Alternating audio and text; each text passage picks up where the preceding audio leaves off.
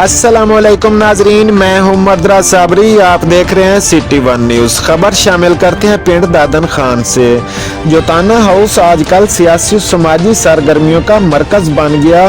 سابق M P Raheela مہدی، سابق chairman ضلع کونسل راجہ قاسم علی خان، بزرگ سیاسی رہنما مرزا محمود جہلمی، سابق تحصیل ناظم راجہ افتخار احمد شہزاد سمیت سیاسی رہنماؤں کی جوتانہ ہاؤس آمد۔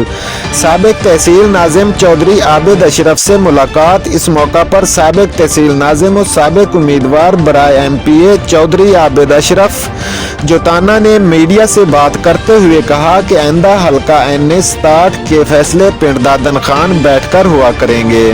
انہوں نے مزید کہا کہ ہم نے بڑی جدوجہد کے بعد حلقہ این 67 کا مرکز و محور تبدیل کیا ہے۔ ان ملاقاتوں کا مقصد علاقے کی خوشحالی ہے۔ علاقہ خوشحال ہوگا تو عوام خوشحال ہوگی۔ ہم تحصیل کی محرومیاں دور کریں گے۔ رپورٹ کر رہے ہیں ڈویژنل بیورو چیف راجہ عامر شہزاد راولپنڈی سے۔